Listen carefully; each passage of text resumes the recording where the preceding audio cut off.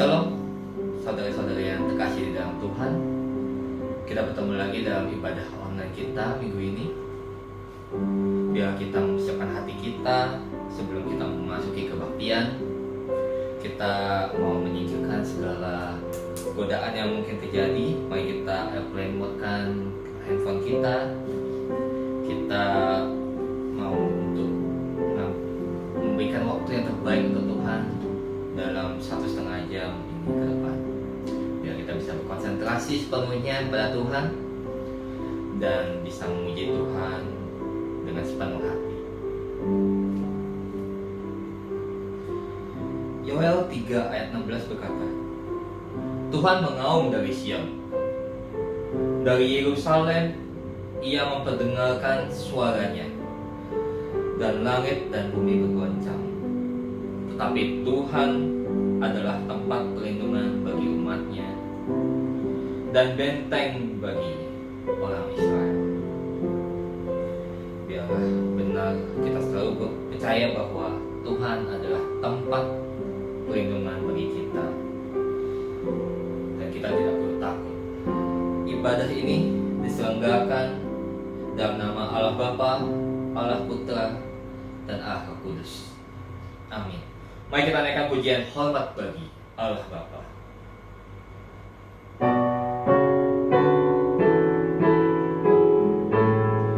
Hormat bagi Allah Bapa, hormat bagi anaknya, hormat bagi Roh Kudus ketiganya yang esa.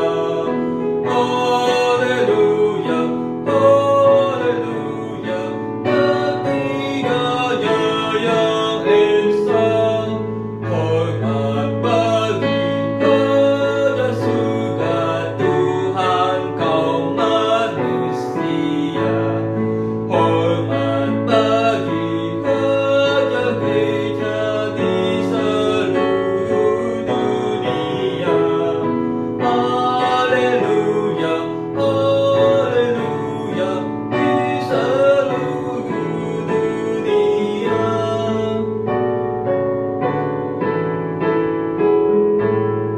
Haleluya, persembahan bala kerajaanmu diletakkan siang malam di hadapan tahtanya. Haleluya, haleluya, di hadapan tahtanya. Allah Bapa kami yang bertahta di atas kerajaan surga, terima kasih ya Tuhan di hari Minggu ini Engkau masih memberikan kami kesempatan untuk beribadah bersama. Kiranya ya Tuhan, Kau yang memakai waktu ini bagi kami, sehingga kami Tuhan bisa berkonsentrasi sepenuhnya. Kami ingin memuji-Mu dengan sepenuh segenap hati kami. Kami ingin mendengarkan firman-Mu. Kami ingin disegarkan dengan kuasa firman-Mu ya Tuhan. Biarkan kami Tuhan untuk berkonsentrasi di waktu ini. Kau pimpin bagi kami yang sedang sakit, Tuhan yang bantu sembuhkan.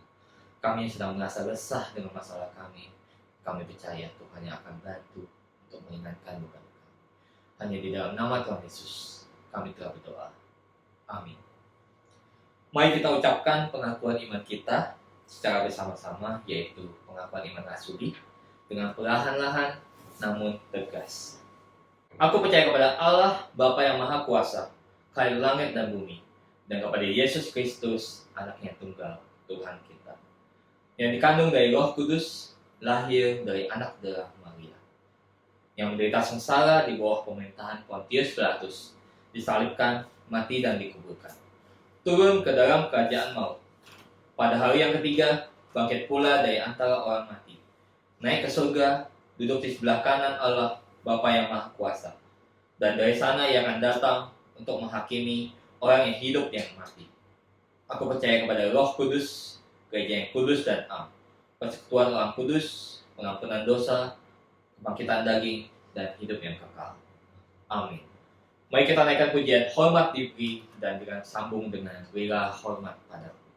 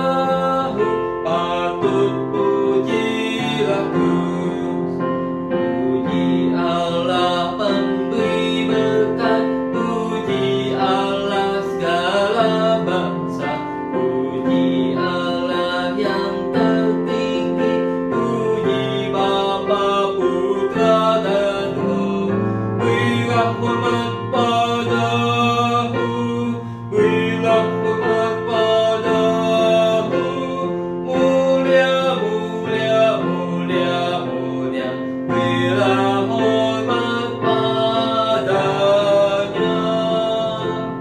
Mulia, mulia, mulia, mulia, berilah hormat padanya.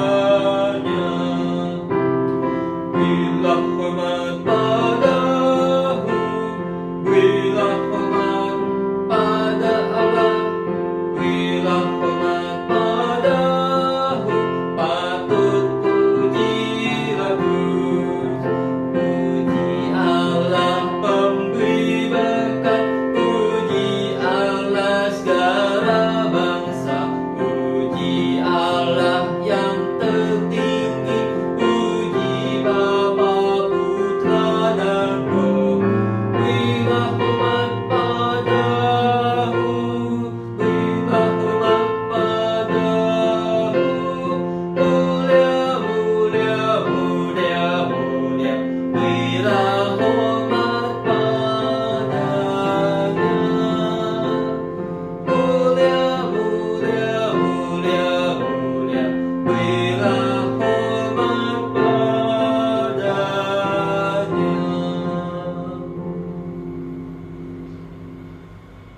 Saat ini marilah kita mengambil waktu sejenak untuk mengakui segala dosa dan kesalahan kita kepada Tuhan.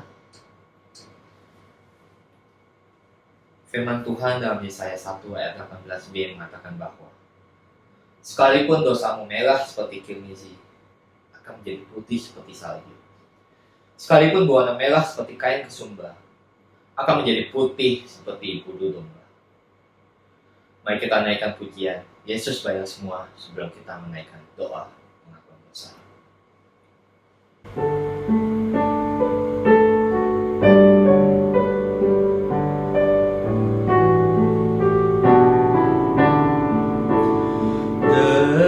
Dengarlah sabdanya, kau yang tak berdaya, datanglah kepadanya, kau kan dapat sentosa. Yesus bayar semua utang dosaku, dosa bagai kirmizi jadi putih bersih. Dialah padaku suatu kebaikan, tapi dan Tuhanku memberikan kelepasan. Yesus bayar semua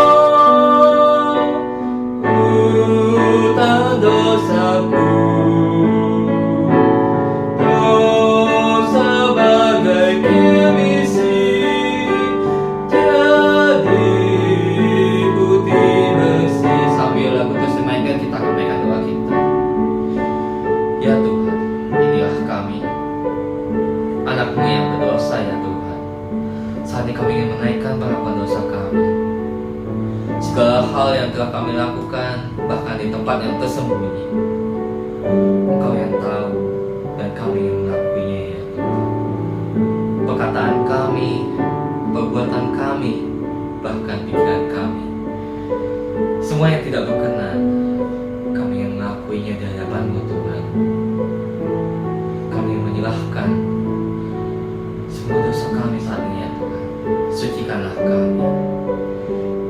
Mari kita naikkan pujian ini, bait yang ketiga.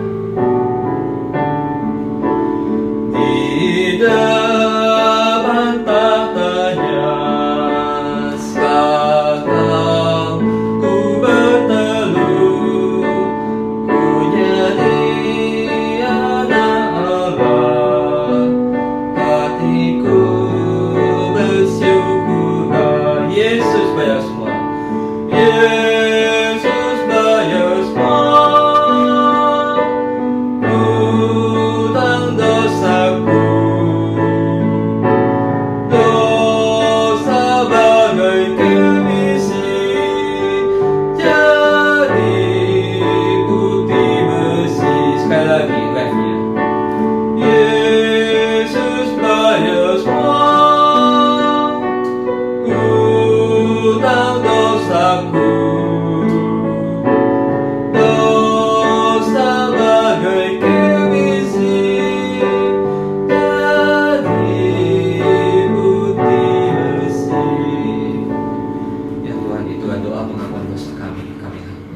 kami naikkan ke dalam nama-Mu, Tuhan Yesus, Tuhan dan Juru Selamat kami. Amin. Pembacaan Mazmur kita minggu ini diambil dari Mazmur 138 ayat 1-3. Mazmur ini diberi judul Nyanyian Syukur atas Pertolongan Tuhan. Mari kita buka Alkitab kita dan kita baca bersama. Mazmur 138. Nyanyian Syukur atas Pertolongan Tuhan. Dari Daud. Aku hendak bersyukur kepadamu dengan segenap hatiku. Di hadapan para Allah, aku akan bermazmur bagimu. Aku hendak sujud ke arah bait-Mu yang kudus dan memuji nama-Mu. Oleh karena kasih-Mu dan oleh karena setia-Mu, sebab Kau buat nama-Mu dan janji-Mu melebihi segala sesuatu. Pada hari aku berseru, Engkau pun menjawab aku. Engkau menambahkan kekuatan dalam jiwa. Pada hari aku berseru, Engkau pun menjawab aku. Engkau menambah kekuatan dalam jiwa. Biarlah kita belajar dari Mazmur ini untuk percaya dan berserah atas pimpinan Tuhan. Karena pertolongan Tuhan tidak pernah kurang ataupun terlambat. Saat ini kita akan mempersiapkan doa syafaat kita. 3 pokok doa, yaitu kita akan berdoa buat mereka yang sakit, yang terkena COVID, berdoa untuk kesembuhan, dan berdoa juga untuk pengendalian penyakit ini. Yang kedua, kita akan berdoa untuk populasi yang rentan terinfeksi. Biarlah Tuhan menyediakan kebutuhan bagi mereka yang miskin dan kurang mampu. Dan yang ketiga, kita akan berdoa buat pemerintah pusat dan daerah. Biarlah mereka bisa bahu-membahu mencari solusi untuk mengendalikan penyebaran penyakit ini. Dan juga bekerja dengan keras untuk pengembangan vaksin ini. Biarlah bisa cepat untuk ada. Mari kita naikkan doa syafaat ini. Bapa kami yang di dalam surga, saat ini Tuhan kami ingin menaikkan doa syafaat kami. Kami ingin terus berdoa Tuhan buat mereka yang terkena penyakit COVID, mereka yang terinfeksi, baik yang ada gejala maupun yang tidak bergejala ya Tuhan. Tuhan yang pimpin semua obat yang mereka minum. Tuhan yang gunakan supaya memperkuat kekebalan tubuh mereka. Tuhan yang izinkan mereka untuk sembuh kembali. Tuhan juga izinkan ya Tuhan, penyakit ini bisa dikendalikan sehingga penyebarannya tidak semakin cepat. Supaya setiap orang tidak perlu takut ya Tuhan, tapi juga tidak menjadi terlena.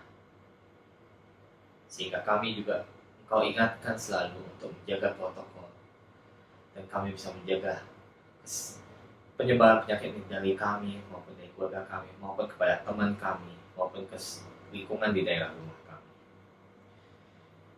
Yang kedua ya Tuhan, kami berdoa buat mereka yang rentan untuk terinfeksi ya Tuhan, mereka yang sakit-sakitan ataupun mereka yang sudah berusia senja. Tuhan yang mau kuatkan semua kekebalan tubuh mereka.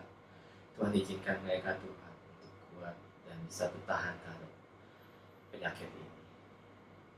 Kau juga pimpin Tuhan mereka yang tidak mampu. Kami tahu ya Tuhan, penyebaran penyakit ini sangat cepat sekali di antara mereka. Karena mereka harus bekerja, mungkin masih berdesak-desakan, bahkan mungkin tidak bisa menjaga protokol kesehatan, sehingga mereka bisa menularkannya kepada keluarga mereka.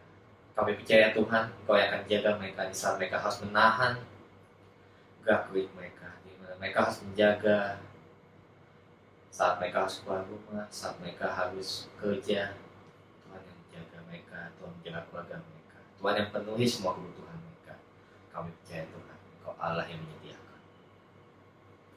Kami juga ingin berdoa Tuhan bagi pemerintah pusat dan pemerintah daerah bisa selalu bersatu padu untuk memerangi kondisi COVID ini ya Tuhan. Kami percaya ya Tuhan bahwa Engkau yang memberikan kebijaksanaan bagi mereka supaya mengambil kebijakan yang sangat luar biasa sehingga bisa mengendalikan penyebaran penyakit ini ya Tuhan. Engkau juga pimpin mereka yang sedang menyediakan vaksin ini. Saat vaksin ini sedang diuji cobakan, Tuhan yang izinkan sehingga bisa keluar hasilnya dengan baik dan cepat, sehingga kami tidak perlu lagi Tuhan takut untuk tertular.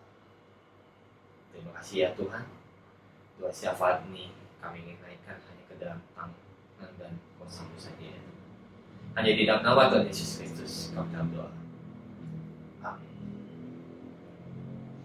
Saat ini kita akan mempersiapkan hati kita untuk mendengarkan firman Tuhan. Firman Tuhan itu seperti air yang selalu menyegarkan hati kita. Mari kita pujikan seperti perempuan Samaria, bisa disegarkan terus menerus dengan firman Tuhan.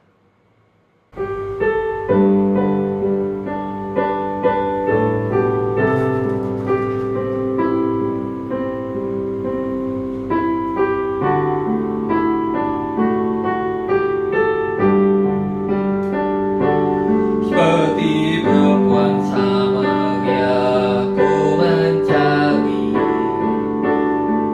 hal yang tak puaskan hati. Ku mendengar Yesus berkata, minum air hidup kau tak dahaga. Roh hijauanku ini Tuhan, puaskan dahaga jiwaku. Kau di surga kenyangkanlah hatiku. Inilah cawanku penuhi Tuhan. Sekali lagi kita berikan pujian. Seperti perempuan Samaria, ku mencari hal yang tak puaskan hati. Ku mendengar Yesus berkata, minum air hidup kau tak dahaga. Roh hijauanku ini Tuhan, puaskan dahaga jiwaku. Kau di surga kenyangkanlah hatiku. Inilah cawanku penuhi Tuhan.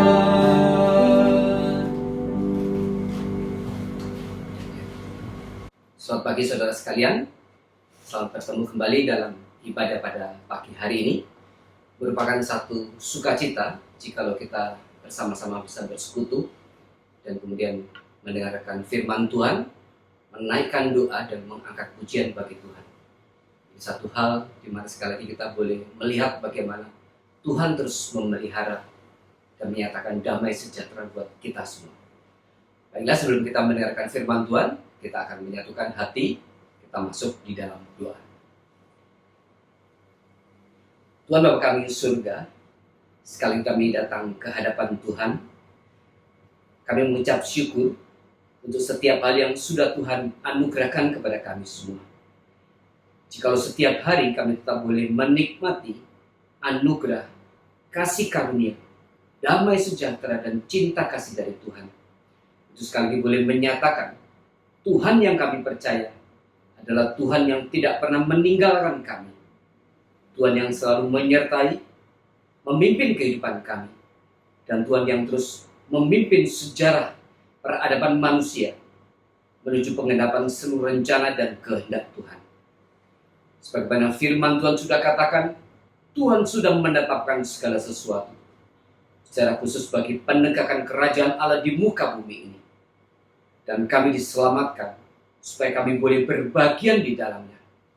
Oleh karena itu Bapak, kami ingin terus mengucap syukur jikalau Tuhan senantiasa memberikan kepada kami hari yang masih siap untuk terus kami boleh bekerja melayani Tuhan. Kiranya ini boleh menjadi satu semangat, spirit yang terus akan membara dalam kehidupan kami. Itu memberikan kehidupan yang terbaik buat melayani Tuhan, buat menegakkan kerajaan Allah di muka bumi ini. Dan kami boleh menjadi bagian di dalamnya. Demikian juga pada pagi hari ini, Sekali kami rindu datang ke hadapan Tuhan dengan segala perasaan hormat dan takut kepada Tuhan. Kiranya firman yang akan dibagikan sekali lagi boleh memperteguh iman kami dan mendorong, membakar api kami untuk terus hidup bagi Tuhan. Mempersembahkannya sebagai ibadah yang sejati hanya bagi Tuhan saja. Berkati firman yang akan dibagikan, siapkan hati kami, berbicaralah kepada kami. Dalam nama Tuhan Yesus Kristus kami sudah mengucap syukur dan berdoa. Amin. Saudara, kita akan melanjutkan pembahasan kitab Amos. Kita sudah bahas 2 minggu yang lalu, dan hari ini saya akan melanjutkan beberapa bagian yang belum sempat kita baca di 2 minggu yang lalu. Nah, saudara, untuk mengingatkan sekali lagi, Amos melayani kira-kira di tahun 740 sebelum Masehi, yaitu kurang lebih 40 tahun setelah pertobatan Asyur atau Niniwe. Nah, sebagaimana saya sudah sampaikan 2 minggu yang lalu, bahwa kemudian pertobatan Niniwe atau Asyur akhirnya memberikan dampak yang luar biasa kepada kehidupan bangsa-bangsa di sekitar, dan khususnya untuk Israel dan juga Yehuda. Maka kemudian masa damai yang terjadi selama 40-50 tahun itu, karena pertobatan Niniwe, akhirnya membuat Israel mengalami satu kemajuan yang luar biasa di bawah kepemimpinan daripada Raja Yerobeam. Maka kemudian ekonomi mereka maju dan mereka menjadi satu masyarakat yang terus berkembang. Tetapi kemudian di balik semua kemapanan, di balik semua berkat anugerah yang sudah Tuhan berikan, ternyata kemudian mereka salah berespon. Kenyamanan itu malah membuat mereka akhirnya melakukan begitu banyak dosa yang menyedihkan di hadapan Tuhan. Ada dosa ketidakadilan, yaitu orang-orang kaya kemudian berkolusi dengan para imam dan para hakim-hakim untuk menindas orang-orang miskin. Dan kemudian dosa begitu besar terjadi di Israel.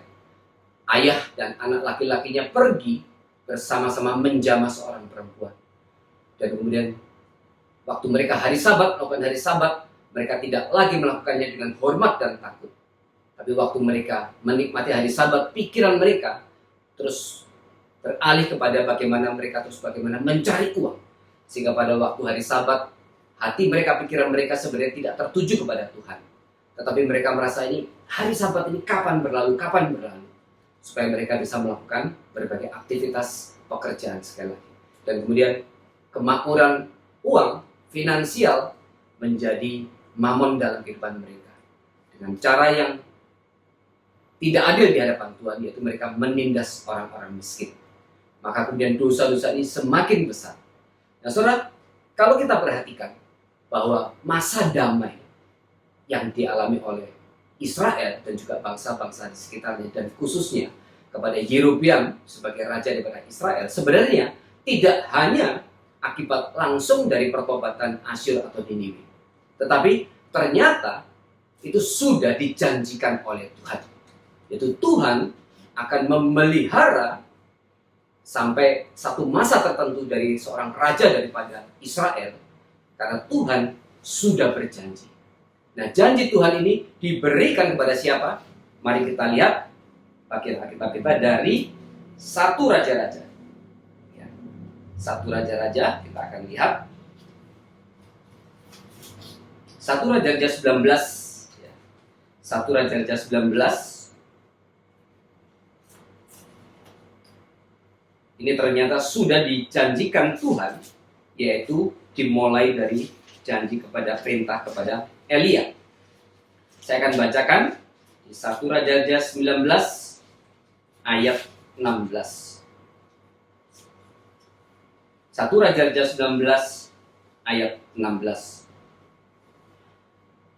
Saya bacakan dari ayat ke-15. Ini adalah firman Tuhan kepada Elia waktu Elia melarikan diri dari Isabel, dan kemudian dia pergi ke Gunung Horeb, dan kemudian dia bersembunyi di sebuah gua, dan kemudian Tuhan datang kepada Elia, dan kemudian Tuhan berfirman kepada Elia. Saya bacakan 1 Raja-Raja 19 ayat 15. Firman Tuhan kepadanya, yaitu kepada Elia, "Pergilah, kembalilah ke jalanmu melalui padang gurun ke Damsyik. Dan setelah engkau sampai, engkau harus mengurapi Hazael menjadi raja atas Aram. Juga Yehu, cucu Nimsi, haruslah kau urapi menjadi raja atas Israel. Dan Elisa bin Safat dari Abel Mehola harus kau urapi menjadi nabi menggantikan engkau. Nah, perhatikan ayat 17. Maka siapa yang terluput dari pedang Hazael akan dibunuh oleh Yehu. Dan siapa yang terluput dari pedang Yehu akan dibunuh oleh Elisa. Tetapi aku akan meninggalkan 7.000 orang di Israel, yakni semua orang yang tidak sujud menyembah Baal dan yang mulutnya tidak mencium dia. Nah, saudara, background daripada peristiwa ini adalah Raja Ahab, ya, dan istrinya Isabel. Hari itu Ahab menjadi raja atas Israel, dan kemudian Ahab menikahi Isabel, yaitu putri Raja Sidon. Ini pernikahan politik karena Ahab berpikir kalau dia menikah dengan Isabel, hari itu Raja Sidon, kekuasaan Raja Sidon sangat besar, maka Ahab akan aman dari Sidon. Dan kemudian Sidon akan bersama-sama dengan Israel untuk memerangi bangsa-bangsa yang lain. Jadi ini suatu pernikahan politik. Tetapi kemudian Sidon adalah penyembah dewa-dewa asing. Maka kemudian Isabel yang menikah dengan Ahab kemudian membawa dewa-dewanya. Dan kemudian itu membuat akhirnya Ahab juga menyembah dewa-dewa daripada Sidon, yaitu Baal dan Asitoret. Dan kemudian Ahab menjadi satu raja yang begitu dibenci oleh Tuhan. Maka Tuhan mengutus Elia untuk menegur Ahab. Tetapi Ahab tidak bertobat. Dan kemudian Tuhan memberikan kekeringan 3 tahun kepada Israel untuk mempertobatkan Ahab. Tetapi Ahab tidak bertobat. Dan kemudian Elia datang sekali lagi kepada Ahab untuk menegur. Dan kemudian terjadilah peristiwa yang luar biasa ketika Elia kemudian bertempur dengan para nabi-nabi daripada Baal. Dan kemudian Elia menaklukkan nabi-nabi Baal. Tapi kemudian Ahab tidak bertobat. Maka kemudian Ahab menjadi satu dosa yang besar, menjadi satu kebencian di mata Tuhan. Maka kemudian Tuhan mengutus Elia untuk mengurapi beberapa orang dengan satu tujuan, yaitu untuk nanti membunuh semua keturunan Ahab. Nah, singkat cerita kemudian Allah memerintahkan Elia untuk kembali dan kemudian mengurapi Hazael menjadi raja Aram, dan kemudian Yehu menjadi raja Israel. Yehu adalah raja ke-10 daripada Israel. Dan kemudian mengurapi Elisa, salah seorang muridnya, menjadi nabi penerus daripada Elia. Nah, kemudian apa yang terjadi? Nah, setelah kemudian Elia diangkat ke surga, maka kemudian Elisa meneruskan perintah itu, yaitu apa? Untuk mengurapi Yehu menjadi raja atas Israel. Mari kita lihat di 2 Raja-Raja 9, ya, di 2 Raja-Raja 9 ayat 1 sampai dengan 9. 2 Raja-Raja 9 ayat 1 sampai dengan 9 saya akan bacakan. Yehu menjadi raja Israel. Kemudian Nabi Elisa memanggil salah seorang dari rombongan nabi dan berkata kepadanya. Jadi Elia punya murid-murid sekelompok nabi yang dia bina. Elisa demikian juga. Elisa memiliki sekelompok murid-murid nabi-nabi muda yang dia bina. Maka kemudian hari itu dia mengumpulkan para murid-murid nabinya. Dan kemudian Elisa berkata kepada mereka, ikatlah pinggangmu, bawalah buli-buli berisi minyak ini, dan pergilah ke Ramot Gilead. Apabila engkau sampai ke sana, carilah Yehu bin Yosafat bin Nimsi. Masuklah, ajak dia bangkit dari tengah-tengah temannya, dan bawalah dia ke ruang dalam. Kemudian ambillah buli-buli berisi minyak itu, lalu tuangkan isinya ke atas kepalanya dan katakan, beginilah firman Tuhan, telah kuurapi engkau menjadi raja atas Israel. Sesudah itu bukalah pintu, larilah dan jangan berlambat-lambat. Lalu nabi muda itu pergi ke Ramot Gilead. Setelah ia sampai, maka tampaklah panglima-panglima tentara sedang duduk berkumpul. Lalu ia berkata, ada pesan ku bawa untukmu, ya panglima. Yehu bertanya, untuk siapa dari kami sekalian? Jawabnya, untukmu, ya panglima. Lalu bangkitlah Yehu dan masuk ke dalam rumah.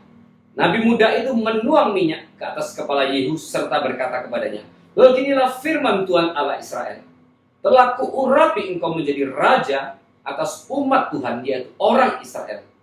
Maka, nah perhatikan di sini tugas yang Tuhan berikan kepada Yehu. Maka engkau akan membunuh keluarga tuanmu Ahab, dan dengan demikian aku, yaitu Tuhan, membalaskan kepada Isabel darah hamba-hambaku, nabi-nabi itu, bahkan darah semua hamba Tuhan. Dan segenap keluarga Ahab akan binasa, dan aku, yaitu Tuhan, akan melenyapkan daripada Ahab setiap orang laki-laki, baik yang tinggi maupun yang rendah kedudukannya di Israel.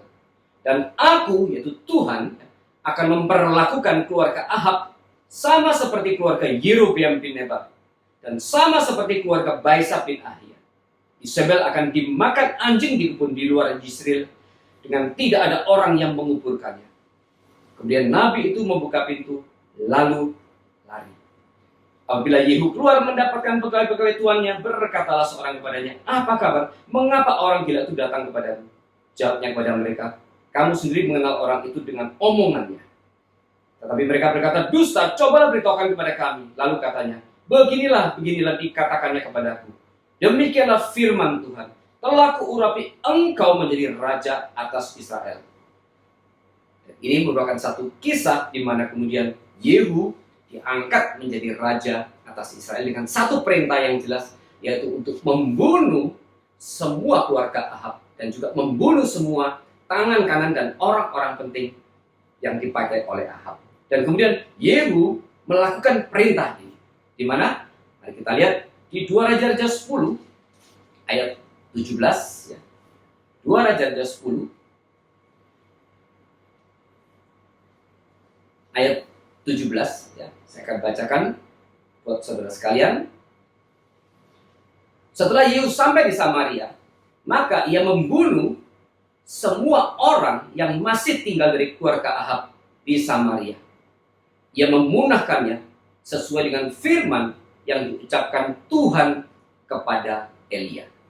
Dan di sini dikatakan semua keluarga Ahab. Ini Ahab waktu itu punya 70 anak ya, 70 anak, dan kemudian hari itu Yehuda, Israel sudah menaklukkan utara, ya, menaklukkan utara, dan kemudian raja daripada Yehuda yaitu Ahazia berkata kepada utara, pada imam-imam di utara, angkatlah sekarang seorang raja, seorang pemimpin, dan aku akan menyerbu.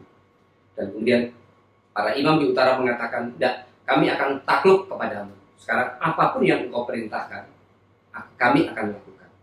Maka kemudian Ahazia memerintahkan untuk mengumpulkan semua anak daripada Ahab, yaitu ada 70 orang. Ada 70 orang. Dan kemudian atas perintah daripada Raja Yehuda Ahazia, maka kemudian Yehu akhirnya membunuh 70 anak dengan kepalanya dipotong semua, dan kepala itu kemudian 70 kepala itu dihantar kepada Yehuda. Di sini Yehu pada akhirnya membunuh semua keluarga daripada Ahab, dan bukan cuma keluarganya. Kita lihat di ayat 11 ya, 2 Raja 10 ayat 11 ya. Lalu Yehu membunuh semua orang yang masih tinggal dari keluarga Ahab yang di Yisrael, juga semua orang besarnya, orang-orang kepercayaannya dan imam-imamnya. Tidak ada padanya seorang pun yang ditinggalkan Yehu hidup. Dan di sini Yehu melakukan perintah Tuhan, sebagaimana diucapkan melalui perantara nabi yang diutus oleh Nabi Elisa. Maka ketaatan Yehu ini maka kemudian menyenangkan hati Tuhan, dan kemudian Tuhan memberkati Yehu. Apa yang Tuhan katakan? Mari kita lihat di 2 Raja-Raja 10 ayat 30. Berfirmanlah Tuhan kepada Yehu, oleh karena engkau telah berbuat baik dengan melakukan apa yang benar di mataku, dan telah berbuat kepada keluarga Ahab tepat seperti yang dikehendaki hatiku, maka anak-anakmu akan duduk di atas tahta Israel sampai keturunan yang keempat. Ya. Sampai keturunan yang keempat. Di sini Tuhan menjanjikan bahwa keturunan Yehu dan Tuhan akan memberkati sampai keturunan keempat. Tetapi ada syaratnya, yaitu ayat 31. Ya, tapi sayangnya ini kemudian tetapi Yehu tidak tetap hidup menurut hukum Tuhan Allah Israel. Dengan segenap hatinya, ia tidak menjauh dari dosa-dosa Yerobeam yang mengakibatkan orang Israel berdosa pula. Nah saudara, Tuhan sudah berjanji akan memberkati Yehu sampai dengan keturunan yang keempat. Nah saudara, keturunan keempat anak daripada Yehu itu adalah Yerobeam. Maka pada saat kemudian Israel Utara di masa Amos itu kemudian mereka mengalami damai sejahtera, itu bukan hanya disebabkan karena pertobatan Asyur.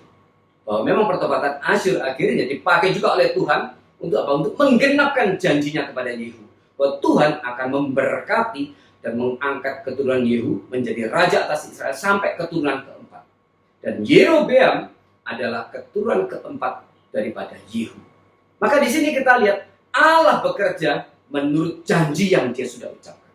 Meskipun setelah itu Yehu hidup dalam dosa, tapi Allah sudah berjanji akan mengangkat keturunan daripada Yehu sampai keturunan keempat menjadi raja atas Israel dan dia akan memberkati.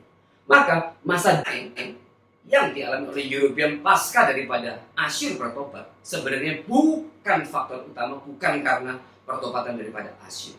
Bahwa pertobatan Asyur itu dipakai oleh Tuhan akhirnya menggenapkan apa? Untuk menggenapkan janjinya bahwa Allah akan memberkati sampai keturunan keempat daripada Yehu. Maka di sini kita lihat bahwa sebenarnya masa damai dan kemajuan yang diperoleh di Israel itu sebenarnya adalah berkat Tuhan yang sudah Tuhan janjikan. Tapi sayangnya kemudian Israel salah berespon. Waktu suasana damai dan kemudian kemajuan ekonomi itu justru mereka alami dan itu menjadi satu berkat yang Tuhan berikan kepada mereka.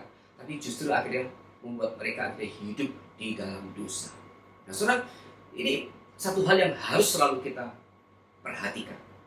Waktu kita bekerja, kemudian kita mungkin punya bisnis sendiri, dan kemudian Tuhan berikan berkat kepada kita. Mungkin kemajuan daripada usaha kita, kesehatan kita yang tetap terjaga, dan itu berkat dari Tuhan. Berkat dari Tuhan. Tetapi perhatikan, kita tetap harus hidup hati-hati supaya kita tidak salah berespon. Maka ini kata kunci penting. Baik itu waktu berkat itu datang maupun waktu hukuman dinyatakan oleh Tuhan. Tuhan menuntut satu hal, yaitu kita harus berespon secara benar. Maka ini menjadi satu kata kunci yang penting di dalam proses pengudusan kita. Sekali lagi saya ulang, waktu kita diselamatkan, lahir baru, kita dibenarkan, itu adalah 100% pekerjaan Roh Kudus, pekerjaan Tuhan. Kita tidak berbagian di dalam. Tetapi setelah kita bertobat menerima Tuhan, kita kemudian masuk di dalam proses pengudusan. Nah, di dalam proses pengudusan ini, Tuhan menuntut tanggung jawab dan respon kita. Waktu kita sudah berjalan menuju pada satu gambar, yaitu rupa Kristus, kita semua menjalani proses kerohanian kita menuju gambar dan rupa Kristus. Di situ Tuhan menuntut kita selalu berespon dengan benar terhadap setiap hal yang Tuhan izinkan terjadi dalam hidup kita. Baik itu berkat, anugerah, kemajuan ekonomi, kemajuan bisnis kita, baik itu hukuman atau apapun yang terjadi dalam hidup kita, Tuhan menuntut kita selalu berespon dengan benar. Oleh karena itu, kata kunci daripada kehidupan orang Kristen harus adalah selalu dekat dengan Tuhan. Kita harus memiliki kepekaan terhadap suara pimpinan daripada suara Roh Kudus. Karena sebagaimana dikatakan, ada suara pimpinan daripada Roh Kudus, tetapi ada juga suara hati nurani kita sendiri. Ada juga suara setan. Kita berdiri di bawah pengaruh dari 3 suara. Suara Roh Kudus, suara hati nurani, dan juga suara setan. Suara hati nurani tidak selalu sesuai dengan pimpinan Tuhan. Kalau kita tidak memiliki kepekaan terhadap suara Roh Kudus, suara hati nurani yang mungkin seringkali kita anggap sesuatu hal yang baik, ternyata seringkali justru mendukakan Tuhan. Maka kata kunci yang paling penting bagi orang Kristen dalam menjalani hidup kita sehari-hari adalah peka terhadap suara pimpinan Roh Kudus. Supaya kita bisa membedakan. Pertama, memiliki kepekaan untuk membedakan ketiganya. Mana suara Roh Kudus, mana suara hati nurani, dan mana suara daripada setan. Hati nurani seringkali dipengaruhi oleh berbagai lingkungan kita. Mungkin kebiasaan keluarga kita, mungkin pendidikan kita, mungkin apa saja, hobi yang mungkin buku-buku yang pernah kita baca, atau mungkin pertemanan orang-orang lain, dan itu mempengaruhi daripada segala hikmat dan bijaksana di dalam hati nurani. Seringkali bahkan itu lebih mempengaruhi kita daripada firman Tuhan sendiri. Oleh karena itu, suara hati nurani belum tentu mewakili suara Tuhan. Kita harus hati-hati di sini. Nah, saudara, di sini kemudian Allah menyatakan hukuman kepada Israel karena mereka salah berespon terhadap anugerah Tuhan. Nah, saudara, maka kemudian Allah menyatakan hukumannya. Nah, di sini kita lihat satu hal bahwa Allah di dalam cara dia bekerja itu selalu ada runtutan kisahnya dari jauh-jauh hari sebelumnya. Allah sudah merancang segala sesuatu, termasuk sebagai berkat untuk Yerobeam. Ya. Saudara, itu hal yang pertama yang kita bisa belajar. Kemudian bagian yang kedua, kita lihat yaitu dosa-dosa Israel. Ya. Sebenarnya apa sih dosa-dosa Israel yang begitu besar? Mari kita kembali ke kitab Amos. Saya akan bacakan sebagian saja, ya, sebagian saja. Di pasal 2 ayat 6 dan beberapa ayat setelahnya. Amos 2 ayat 6. Hukuman atas Israel. Beginilah firman Tuhan. Karena 3 perbuatan jahat Israel, bahkan 4, aku tidak akan menarik kembali keputusanku. Oleh karena mereka menjual orang benar karena uang, dan orang miskin karena sepasang kasut. Mereka menginjak-injak kepala orang lemah ke dalam debu dan membelokkan jalan orang sengsara. Anak dan ayah pergi menjamah seorang perempuan muda sehingga melanggar kekudusan namaku. Mereka merebahkan diri di samping setiap misbah, di atas pakaian gadean orang, dan minum anggur orang-orang yang kena denda di rumah Allah mereka. Mereka mabuk-mabukan di rumah Allah, di bait Allah. Ayat 9, padahal akulah yang memunahkan dari depan mereka orang Amori yang tingginya seperti tinggi pohon aras dan yang kuat seperti pohon tarbantin. Aku telah memunahkan buahnya dari atas dan akarnya dari bawah. Padahal akulah yang menuntun kamu keluar dari tanah Mesir dan memimpin kamu 40 tahun lamanya di padang gurun supaya kamu menduduki negeri orang Amori. Ayat 12, tetapi kamu memberi orang Nasir minum anggur dan memerintahkan kepada mereka para nabi, jangan bernubuat. Ini melawan perintah Allah. Sesungguhnya aku akan mengguncangkan tempat kamu berpijak seperti goncangan kereta yang syarat dengan berkas gandum. Kemudian kita lihat lagi ayat pasal 4 ayat 1 dan seterusnya. Terhadap perempuan-perempuan Samaria yang mabuk kemewahan. Ini sekali lagi menggambarkan dosa-dosa yang dilakukan oleh Israel. Dengarlah firman ini, hai lembu-lembu Basan. Ini lembu-lembu Basan, ini sebutan untuk kaum wanita di Samaria. Yang ada di gunung Samaria, yang memeras orang lemah, yang menginjak orang miskin, yang mengatakan kepada tuan-tuanmu, bawalah kemari supaya kita minum-minum. Tuhan Allah telah bersumpah demi kekudusannya, sesungguhnya akan datang masanya bagimu, bahwa kamu diangkat dengan kait, dan yang tertinggal di antara kamu dengan kait ikan. Kamu akan keluar melalui belahan tembok, masing-masing lurus ke depan dan kamu akan diseret ke arah Hermon. Jadi para wanita di Israel ini hidupnya di dalam hedonis, di dalam gaya hidup yang bebas. Mereka merayu setiap laki-laki untuk bersukacita melakukan berbagai hal yang mendukakan Tuhan. Itu di pasal 4. Kemudian kita lihat lagi di pasal 5 ayat 7. Melawan perkosaan keadilan. Hai kamu yang mengubah keadilan menjadi ipu dan yang mengempaskan kebenaran ke tanah. Dia yang telah membuat bintang kartika dan bintang belantik, yang mengubah kekelaman menjadi pagi dan yang membuat siang gelap seperti malam. Dia yang memanggil air laut dan mencurahkannya ke atas permukaan bumi. Tuhan itulah namanya. Dia yang menimpakan kebinasaan atas yang kuat, sehingga kebinasaan datang atas tempat yang berkuku. Mereka benci kepada yang memberi teguran di pintu gerbang, dan mereka keji kepada yang berkata dengan tulus ikhlas. Sebab itu karena kamu menginjak-injak orang yang lemah dan mengambil pajak gandum daripadanya, sekalipun kamu telah mendirikan rumah-rumah dari batu pahat, kamu tidak akan mendiaminya. Sekalipun kamu telah membuat kebun anggur yang indah, kamu tidak akan minum anggurnya. Sebab aku tahu bahwa perbuatanmu yang jahat banyak dan dosamu berjumlah besar. Hai kamu yang menjadikan orang benar terjepit, yang menerima uang suap dan yang mengesampingkan orang miskin di pintu gerbang. Sebab itu orang yang berakal budi akan berdiam diri pada waktu itu, karena waktu itu adalah waktu yang jahat. Dan begitu banyak dosa yang dilakukan oleh orang-orang Israel. Dan ini menjadi satu alasan kenapa akhirnya Tuhan menghukum Israel. Karena dosa mereka yang sudah begitu besar. Nah saudara, kemudian kita lihat juga di pasal yang ketiga. Nah ini satu hal yang agak ironis sebenarnya, tapi ini firman Tuhan. Saya bacakan Amos 3 ayat 1 dan 2. Dengarlah firman ini yang diucapkan Tuhan tentang kamu, hai orang Israel, tentang segenap kaum yang telah kutuntun keluar dari tanah Mesir. Bunyinya, hanya kamu yang kukenal dari segala kaum di muka bumi. Sebab itu, aku akan menghukum kamu karena segala kesalahanmu. Ini sepertinya dua statement yang sepertinya secara logika kok kayaknya malah justru gak nyambung. Allah berkata, hanya kamu yang kukenal, yaitu Israel, dari segala kaum di muka bumi. Sebab itu, aku akan menghukum kamu karena segala kesalahan. Ini kalau mungkin kalimat yang tepat setelahnya adalah seharusnya hanya kamu yang kukenal dari segala kaum di muka bumi. Oleh karena itu aku mengasihimu. Seharusnya kan begitu. Tapi ini karena kamu yang kukenal maka aku menghukum kamu. Nah, saudara, Alkitab mengatakan dengan sangat jelas, yaitu bahwa Allah memberikan hukuman dan tuntutan yang lebih besar kepada orang-orang yang dikasihinya, yaitu kepada umat pilihan. Oleh karena kita yang sudah diselamatkan tidak boleh terus akhirnya terlena, kemudian kita memiliki satu konsep pengenalan terhadap Allah yang salah. Ya, hari ini sekali lagi banyak orang Kristen memahami Allah itu kasih kepada mereka. Karena aku sudah diselamatkan, aku bagian dari umat pilihan, aku adalah umat gereja.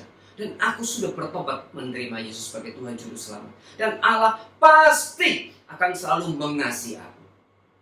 Ini konsep yang salah daripada orang-orang Kristen hari ini. Dan itu menyebabkan mereka, banyak orang Kristen, tidak lagi peka, tidak lagi mengenal Allah yang menuntut disiplin, Allah juga yang menuntut kita selalu berespon dengan benar.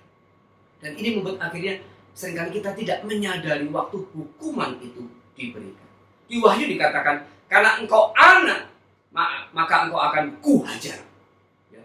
Kita bukan anak gampangan. Ayat lain mengatakan, kita bukan anak gampangan. Dan karena kita bukan anak gampangan, maka Tuhan akan mendidik kita dengan sangat keras, dengan sangat disiplin. Itu berarti kasih yang Tuhan berikan kepada kita sekali lagi menuntut kita selalu berespon dengan benar. Kalau kita tidak berespon dengan benar, maka seperti tadi dikatakan, karena aku sudah memberikan satu kasih yang spesial, anugerah yang sangat khusus kepadamu, itu keselamatan di dalam Kristus, maka hari ini aku menuntut engkau lebih daripada orang-orang yang lain. Dan prinsip ini berlaku untuk kita sampai hari ini. Orang yang sudah mendengarkan firman yang lebih banyak daripada yang lain, Tuhan akan menuntut dia lebih. Orang yang sudah menerima anugerah yang lebih dari Tuhan, Tuhan juga akan menuntut lebih.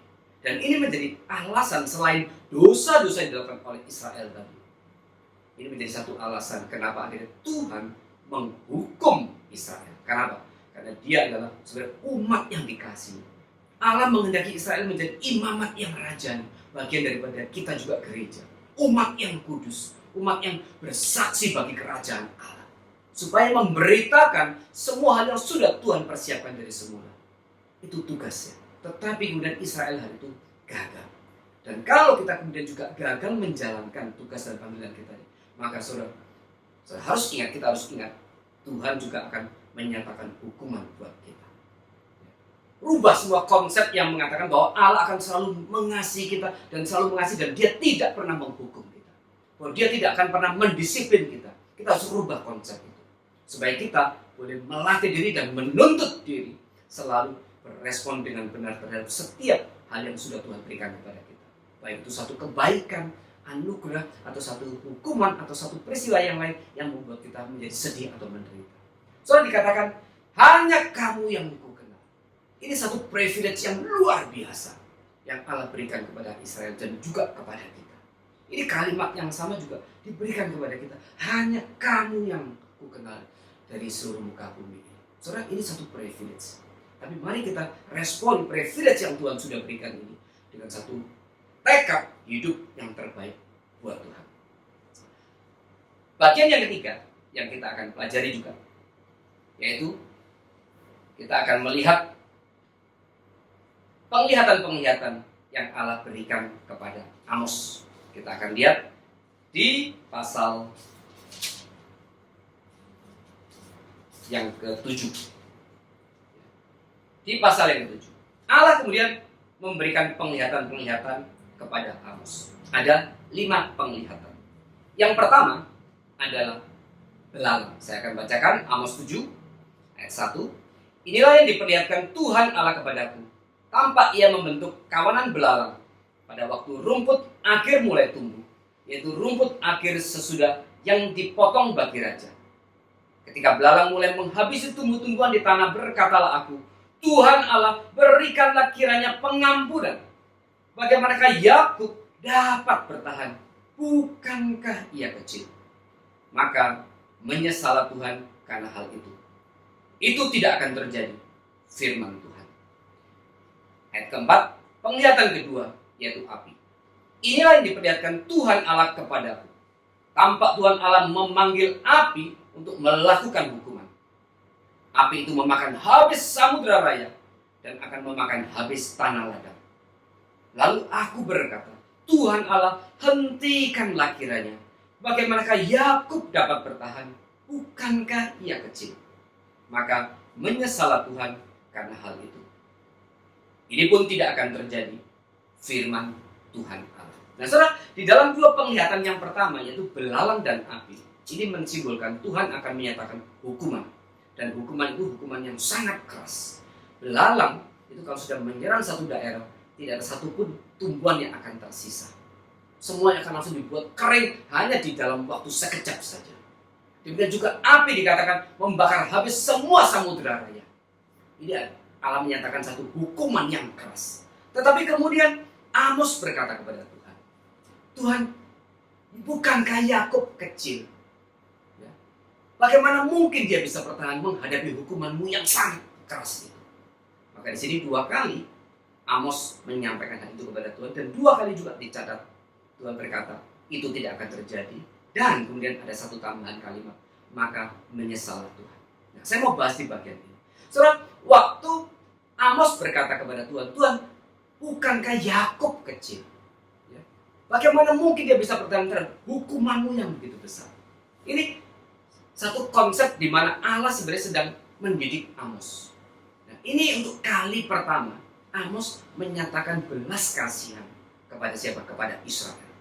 Nah, kita harus mengingat bahwa sebelum peristiwa ini Amos diutus dari selatan ke utara.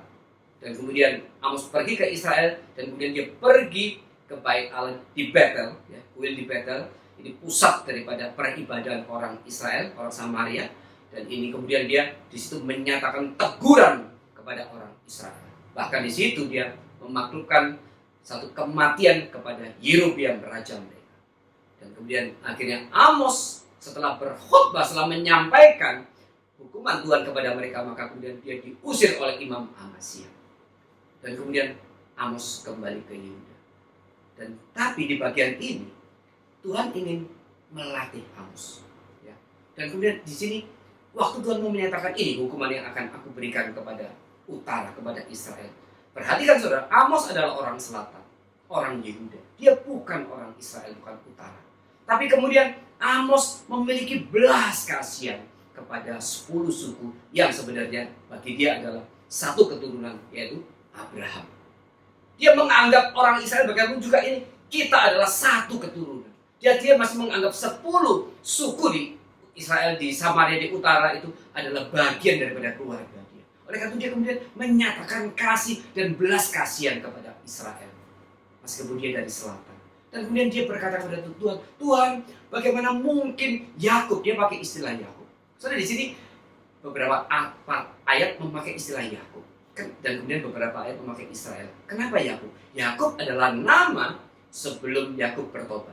Sebelum dia bergumul dengan malaikat itu, sebelum dia dipukul oleh malaikat itu, kemudian dia rubah namanya menjadi Israel. Yakub adalah nama sebelum dia bertobat. Dan Yakub artinya adalah tukang tipu. Maka waktu Allah menyebut Yakub, Yakub, Yakub, seakan-akan Allah berkata, engkau sekarang menjadi sama seperti Yakub waktu dia belum bertobat. Hidup terus di dalam dosa, menipu ayahnya, menipu abangnya, menipu Esau. Kau hidup di dalam dosa seperti Yakub. Oleh karena itu Allah pakai istilah Yakub, karena Yakub adalah nama sebelum dia bertobat. Maka kemudian di sini Amos juga menyatakan belas kasihan, dan dia pakai nama istilah Yakub. Meskipun dia orang berdosa, tapi dia kecil Tuhan. Dan maksudnya Amos akan berkata, kasihlah mereka, kasihlah mereka. Dan kemudian 2 kali juga dikatakan, kemudian Allah mengatakan, itu tidak akan terjadi. Hukuman itu tidak akan dinyatakan, ya. Dan kemudian dikatakan Allah menyesal. Nah, saudara, istilah Allah menyesal berkali-kali ditulis di dalam Alkitab.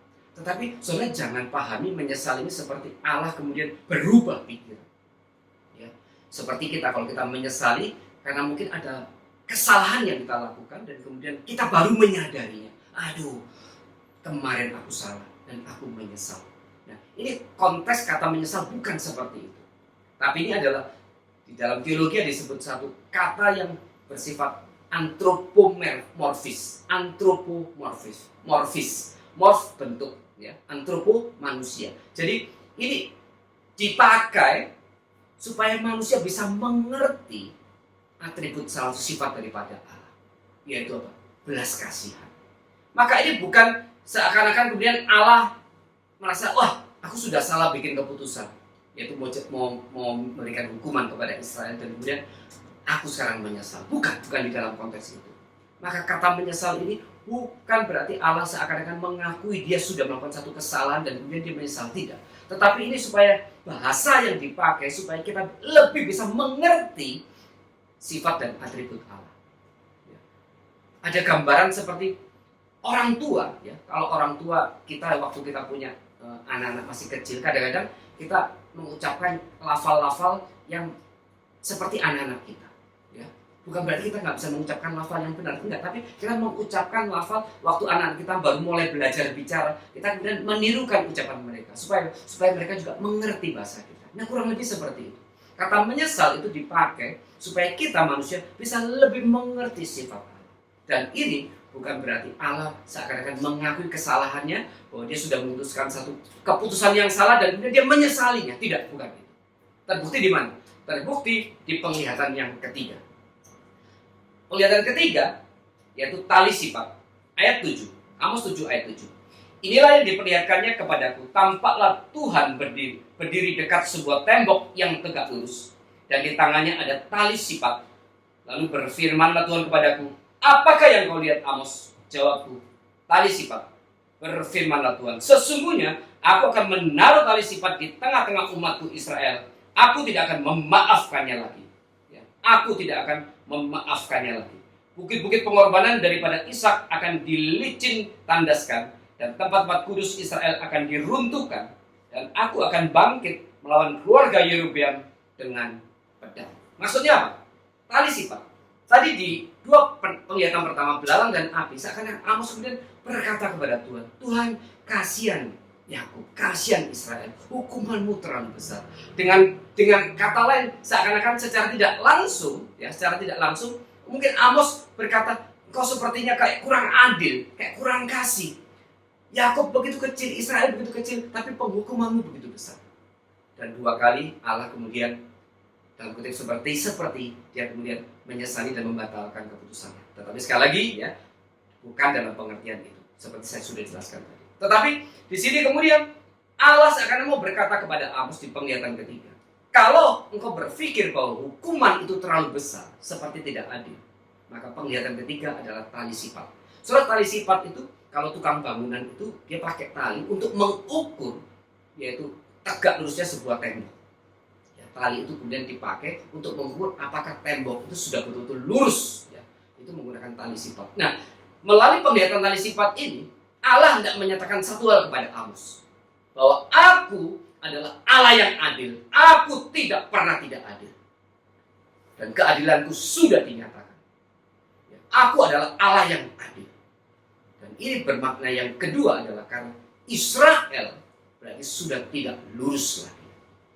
Yang pertama Allah mengatakan, aku Allah yang selalu adil. Aku tidak pernah tidak adil. Dan kemudian di balik itu juga menyatakan, tapi Israel ini sudah penuh dengan dosa. Waktu aku memberikan hukuman, selalu akan di dalam keadilan. Setelah Allah menyatakan ini, maka kemudian di situ Amos berhenti. Amos tidak lagi berkata kepada Tuhan, Tuhan, kasihanilah Yakub, kasihanilah Israel, mereka begitu kecil. Tidak. Maka kemudian Amos memahami hukuman Tuhan selalu akan di dalam keadilannya. Maka kemudian di sini Allah menyatakan hukuman kepada Israel melalui apa? Penglihatan yang keempat. Apa penglihatan keempat? Mari Kita lihat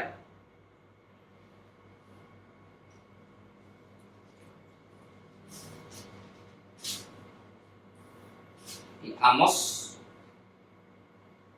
8, ya, Amos 8 ayat 1. Penglihatan keempat, bakul dengan buah-buahan. Inilah yang diperlihatkan Tuhan Allah kepadaku, tampak sebuah bakul berisi buah-buahan musim kemarau. Lalu berfirmanlah ia, apakah yang kau lihat, Amos? Jawabku, sebuah bakul berisi buah-buahan musim kemarau. Berfirmanlah Tuhan kepadaku, kesudahan telah datang bagi umatku Israel. Aku tidak akan memaafkannya lagi. Nyanyian di tempat suci akan menjadi ratapan pada hari itu. Demikianlah firman Tuhan Allah. Ada banyak bangkai, kemana-mana orang melemparkannya dengan diam-diam. Amos melihat sebuah bakul berisi buah-buahan. Tetapi buah-buahan itu sebenarnya di dalam bahasa aslinya buah-buah itu buah-buah yang sudah matang sekali. Yang sudah matang sekali.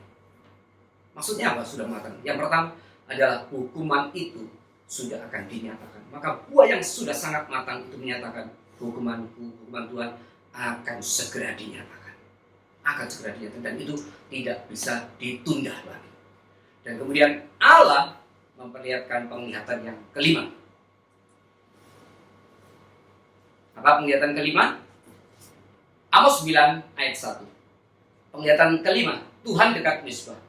Kulihat Tuhan berdiri dekat Mizpah dan ia berfirman, pukullah hulu tiang dengan keras, sehingga ambang-ambang bergoncang, dan runtuhkanlah itu ke atas kepala semua orang, dan sisa-sisa mereka akan kubunuh dengan pedang. Tidak seorang pun dari mereka akan dapat melarikan diri, dan tidak seorang pun dari mereka akan dapat meluputkan diri. Sekalipun mereka menembus sampai ke dunia orang mati, tanganku akan mengambil mereka dari sana. Sekalipun mereka naik ke langit, aku akan menurunkan mereka dari sana. Saudara, inilah hukuman yang kemudian Allah nyatakan kepada Israel. Dan ini hukuman kemudian dinyatakan melalui Asyur. Tahun 721 Asyur kemudian menyerbu Israel dan dia menghangusratakan Samaria. Dan kemudian orang Israel masuk di dalam pembuangan. Dan setelah itu Israel tidak pernah disebut-sebutkan lagi. Dan nanti di Perjanjian Baru kita menemui satu kisah di mana Yesus berjumpa dengan seorang perempuan Samaria.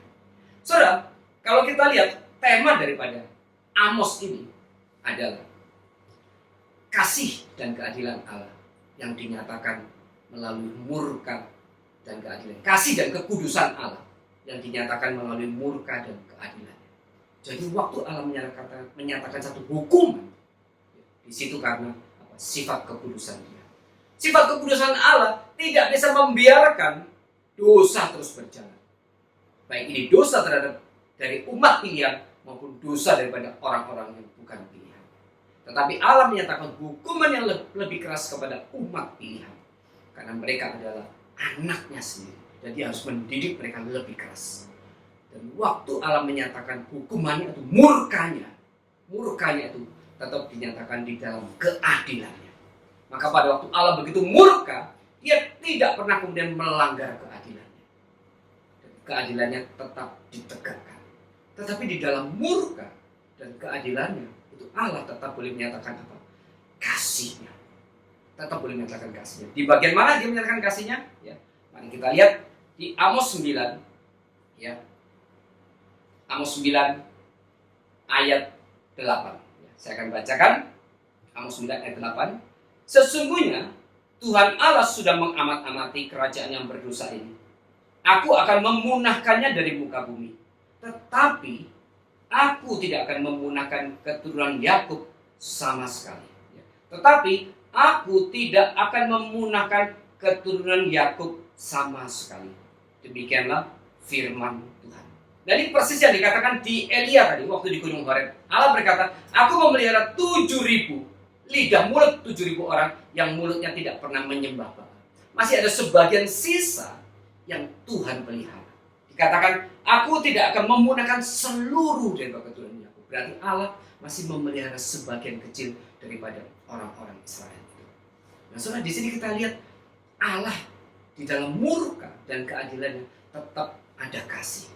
Dan kalau kita perhatikan ya di pasal 6 ya, di pasal 6 kemudian di pasal 3 pasal 6, waktu Allah menyatakan di pasal 3 ada hukuman kepada Israel. Hukuman pertama dinyatakan, hukuman kedua, hukuman ketiga, hukuman keempat, hukuman kelima. Dan setiap hukuman itu dinyatakan, ada 5 kali Allah berkata, namun engkau tidak mau berbalik kepadaku. Namun engkau tidak mau berbalik kepadaku. Setelah selesai satu hukuman, diakhiri dengan ayat itu. Namun engkau tidak mau berbalik kepadaku. Tercatat 5 kali di pasal ketiga itu. Allah mengatakan, namun engkau tidak mau berbalik kepadaku. Berarti ini gambaran waktu Allah menyatakan hukuman kepada Israel. Hukuman pertama, ya. Setiap kali dia menyatakan hukuman, dia menghendaki supaya Israel itu bertobat dan berbalik kepada dia. Dan itu jatuh sampai 5 kali. Itu menyatakan betapa Allah mengasihi Israel. Dan kemudian ada 3 kali Allah menyatakan, carilah Tuhan, maka engkau akan hidup. Carilah Tuhan, maka engkau akan hidup. Carilah Tuhan, maka engkau akan hidup. Maka Allah waktu dia di tengah-tengah hukumannya itu, Allah tetap menyatakan kasih kepada Israel. Supaya apa? Supaya engkau berbalik, bertobatlah, bertobatlah. Ini seperti seorang tua yang kemudian waktu dia hukum anaknya, tetap ada hati yang apa ya? Hati yang, aduh, seakan-akan kita kasih sebenarnya. Waktu aku hukum engkau, sebenarnya engkau harus tahu bahwa aku ini mengasihi engkau. Oleh karena itu bertobatlah, bertobat. Jadi Allah seakan-akan dia menyatakan di sini satu sifat atribut dia. Waktu dia menyatakan hukuman sebenarnya bukan dengan betul-betul hati yang penuh sukacita. Seperti seorang tua yang menghukum anaknya dan berharap waktu hukuman itu dinyatakan, ayo baliklah, ayo nak bertobatlah, ayo bertobat. Pahamilah, aku begitu mengasihi engkau, aku ingin engkau bertobat, aku ingin engkau berubah. Dan itu Allah nyatakan kepada Israel. Ada 5 kali, namun engkau tidak berbalik kepada. Ada 3 kali, carilah Tuhan, maka engkau akan hidup. Carilah Tuhan, maka engkau akan hidup. Dan kemudian di pasal 9 tadi dikatakan, Allah tidak memunahkan seluruh daripada keturunan Yakub. Saudara, ini adalah kasih yang Allah nyatakan. Nah, saudara, dibalik semuanya, maka kemudian di pasal 9 ini, kitab Amos 9 pasal dan ditutup dengan apa? Setelah pasal 1 sampai ke pasal 8 menyatakan hukuman. Dan kemudian di pasal 9 ya, kita lihat di ayat 11 ya. Amos 9 ayat 11. Diberi judul janji mengenai keselamatan. Pada hari itu aku, yaitu Tuhan, akan mendirikan kembali pondok Daud yang telah roboh. Aku akan menutup pecahan dindingnya dan akan mendirikan kembali reruntuhannya. Aku akan membangunnya kembali seperti di zaman dahulu kala, supaya mereka menguasai sisa-sisa bangsa Edom dan segala bangsa yang kusebut milikku.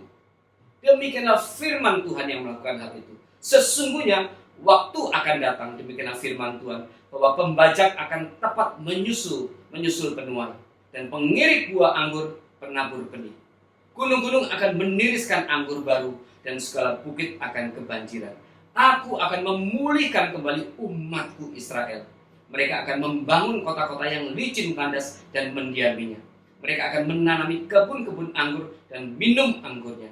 Mereka akan membuat kebun-kebun buah-buahan dan makan buahnya. Maka aku akan menanam mereka di tanah mereka, dan mereka tidak akan dicabut lagi dari tanah yang telah kuberikan kepada mereka. Firman Tuhan Allahmu. Saudara, kitab Amos ditutup dengan sebuah janji mengenai keselamatan dan penghiburan bagi Israel. Dan ini kemudian nanti dinyatakan setelah kerajaan utara Asyur, mereka masuk dalam pembuangan, dan kemudian selatan tahun 586 kemudian diserahkan kepada Babel. Tapi kemudian nanti Babel ditundukkan oleh Persia pada tahun 539. Maka kemudian tahun 538 Raja Persia yang bernama Kores digerakkan oleh Allah. Ya, meskipun dia raja kafir, Raja Persia digerakkan oleh Allah untuk memerintahkan orang Israel, orang Yehuda kembali ke Yerusalem untuk membangun kembali bait Allahnya. Maka kemudian nanti setelah bait Allah yang dibangun oleh Esra dan Nehemia diresmikan, maka kemudian Esra memimpin pertobatan bangsa daripada Israel, dan mereka kemudian kembali membacakan kitab-kitab Taurat. Dan setelah itu mereka rindu sekali. Di sini di Amos 1 ayat dikatakan, aku akan membuat engkau kelaparan, tetapi bukan karena makanan rohani, makanan jasmani, tetapi karena kau akan kelaparan terhadap firman-Ku. Kau akan kelaparan terhadap firman Tuhan. Jadi waktu mereka di dalam pembuangan, baik utara maupun selatan, mereka dalam pembuangan di Babel dan Asyur, mereka kemudian sadar mereka tidak bisa lagi menikmati hari Sabat. Mereka tidak bisa lagi pergi ke bait Allah. Maka kemudian mereka haus sekali akan kebenaran firman Tuhan. Mereka haus sekali hari-hari ibadah itu. Maka disitulah di Babel kemudian muncul sinagoge, dan itu diteruskan sampai zaman Kristus. Maka kemudian waktu mereka kemudian membangun kembali bait Allah di zaman Esra dan Nehemia, saudara bisa baca di kitab Esra dan Nehemia bagaimana waktu bait Allah itu sudah berdiri, maka kemudian orang Israel sambil bersuka cita tapi juga dengan tangisan. Hari itu mereka campur aduk, campur baru perasaannya. Karena setelah 70 tahun mereka di pembuangan, mereka tidak bisa beribadah. Hari itu mereka kembali bisa beribadah di bait Allah yang sudah dibangun oleh Esra dan Nehemia. Hari itu mereka nangis, tapi mereka juga ada satu sukacita. Mereka haus akan firman Tuhan seperti yang Tuhan katakan. Itu yang pertama. Kedua, janji penghiburan dan keselamatan sebagai penutup dari kitab Amos itu bicara juga soal Kristus. Nanti Yesus Mesias itu akan datang dan dia akan menjadi keselamatan dan penghiburan sejati bagi orang-orang Israel. Dan Allah berikan sekali lagi cinta kasihnya kepada umat-umat Israel, yaitu nanti di zaman Yesus kemudian Allah sekali mewartakan kasih Tuhan kepada mereka. Tapi sayangnya sekali lagi mereka tidak bisa menerima Kristus sebagai penghibur dan juru selamat sejati buat mereka. Saudara, kita lihat kitab Amos dari pasal pertama sampai dengan pasal 8 memang penuh dengan segala hukuman dan amarah dan murka daripada Allah. Tetapi tetap ditutup dengan kasih daripada Allah. Ditutup dengan janji keselamatan. Ditutup dengan penghiburan yang Allah berikan kepada Israel. Maka Amos ini seluruhnya menyatakan satu tema yang penting, yaitu kasih dan kekudusan Allah yang dinyatakan melalui murka dan keadilannya. Pada akhirnya, pada ujung-ujungnya Allah tetap boleh menyatakan satu penghiburan, menyatakan keselamatan kepada Israel. Demikian juga saudara, waktu kita jatuh dalam dosa dan kemudian hukuman itu dinyatakan kepada kita, janganlah kita menjadi frustrasi. Kita harus percaya kalau kita bisa berespon dengan benar kepada Tuhan, kemudian kita bertobat, di ujung-ujungnya Tuhan tetap akan menyatakan kasih-Nya kepada kita. Kenapa Dia hukum kita? Karena kekudusannya tidak bisa membiarkan kita terus hidup di dalam dosa. Dan keadilannya akan menyatakan, menuntut Dia memberikan hukuman kepada kita. Tetapi waktu hukuman itu diberikan kepada kita, itu juga merupakan satu ekspresi daripada kasih-Nya kepada kita. Waktu kita bertobat, maka kasih Allah kemudian akan kembali memulihkan kita kembali. So, mari kita lebih peka terhadap suara pimpinan Tuhan. Mari kita terus memberikan yang terbaik kepada Tuhan. Mari kita memiliki pengenalan yang benar terhadap Allah. Yaitu dalam kitab Amos sekali lagi, kasih dan kekudusan Allah yang dinyatakan melalui keadilan dan murka-Nya. Kiranya Tuhan memberkati kita semua. Mari kita berdoa.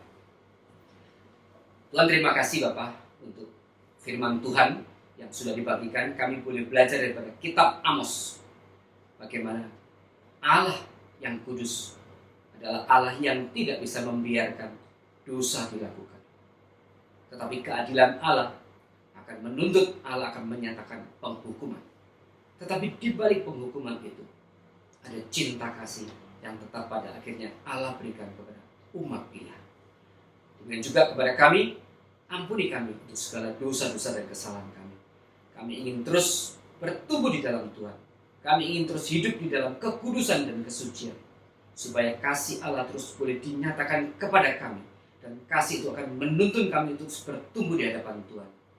Semakin hari boleh semakin mirip Kristus, dan kami terus boleh berpegang, percaya kepada Allah yang terus menyertai kami, Allah yang terus mengasihi kami. Tetapi Allah yang sama, Allah juga menuntut kami untuk hidup benar di hadapan Tuhan. Dan jika kami benar terjatuh di dalam berbagai kesalahan dan dosa, maka Allah akan menyatakan hukuman kepada kami. Tetapi di balik hukuman itu, keadilan Allah tetap boleh dinyatakan. Dan kami akan boleh dikuatkan, dipertobatkan jika kami kembali ke dalam jalan yang benar. Menserahkan setiap jemaat di tempat ini ke dalam tangan Tuhan. Pimpin kami di dalam segala kelemahan kami. Pimpin kami dalam segala pergumulan kami. Kami rindu untuk terus bertumbuh dalam Tuhan. Kami rindu untuk terus semakin peka dan semakin taat terhadap pimpinan daripada suara Roh Kudus dalam kehidupan kami. Ajar kami untuk terus mencintai firman. Ajar kami untuk terus belajar firman. Ajar kami terus untuk menuntut diri bertumbuh di dalam kebenaran firman. Terima kasih Bapak, di dalam nama Tuhan Yesus Kristus kami sudah mengucap syukur dan berdoa. Amin. Mari kita responi firman Tuhan. Kita akan memberikan persembahan. Kita angkat pujian daripada PPK nomor 119. Imanku menengadah.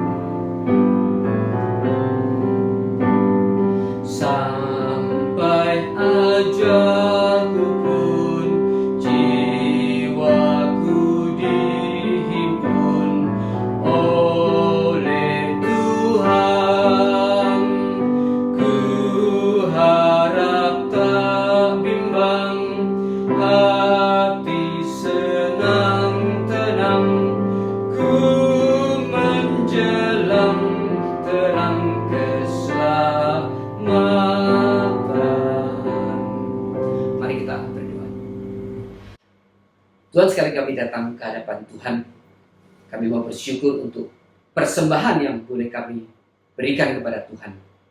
Kira ini boleh menyatakan satu ekspresi daripada kasih kami kepada Tuhan dan ucapan syukur atas segala pemeliharaan yang sudah Tuhan berikan kepada kami. Mengajarkan kepada kami sekali lagi untuk mengembalikan segala hal yang sudah Tuhan berikan kepada kami dan dipersembahkan kembali bagi kemuliaan nama Tuhan. Berkati tangan-tangan dan hati yang sudah memberikan persembahan. Tuhan akan menyatakan berkat kepada mereka lebih lagi dan lebih lagi. Terima kasih Bapa. Di dalam nama Tuhan Yesus Kristus kami sudah mengucap syukur dan berdoa. Amin. Mari saudara, kita akhiri kebaktian pada pagi hari ini. Kita angkat pujian pengutusan, yaitu lagu nomor 137. Tuhan sertailah hamba.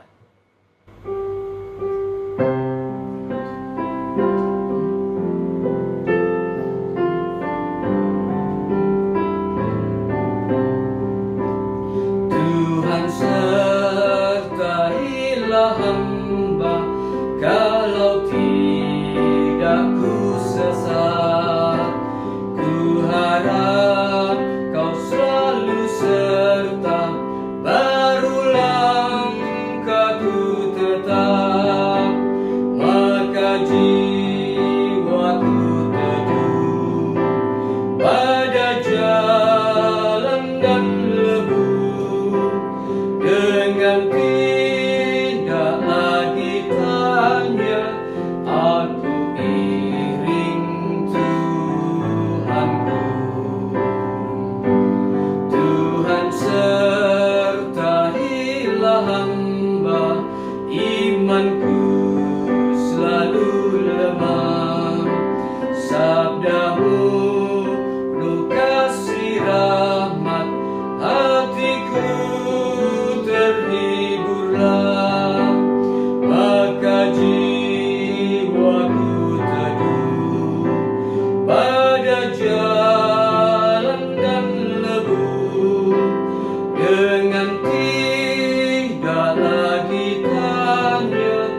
aku iring Tuhanku. Mari kita bangkit berdiri.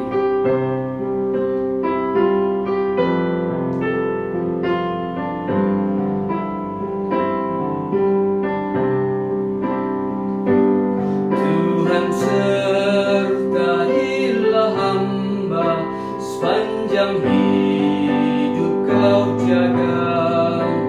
Bila ajal aku tiba, Tuhan hantar ke surga. Maka jiwaku teduh pada jalan dan lebu, dengan tidak lagi tanya, aku iring Tuhanku. Mari kita persiapkan hati kita untuk doa berkat. Sidang jemaat yang dikasihi Allah, arahkan hatimu kepada Allah dan terimalah berkat daripadanya. Sesungguhnya damai sejahtera, anugerah dan kasih karunia yang dari Allah Bapa, keselamatan dan cinta kasih yang kekal yang sudah diberikan kepada kita oleh Yesus Kristus anaknya yang tunggal, pimpinan, terang, teguran, dan penghiburan dari Allah Roh Kudus, hari ini berkat dari Allah Bapa, Allah Anak dan Allah Roh Kudus dicurahkan sekali lagi bagi kita dan akan menyertai kita setiap langkah sampai kita bertemu dengan Tuhan muka dengan muka. Amin. Doksologi.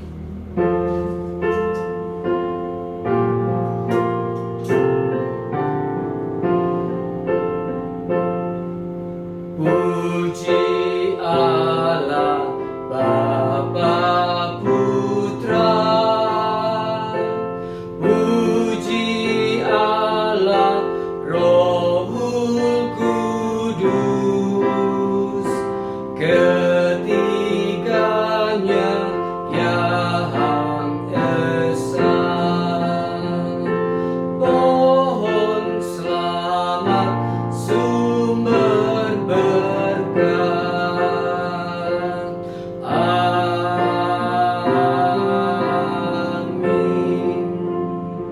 Tuhan memberkati saudara-saudara sekalian. Sampai bertemu ibadah minggu depan. Amin.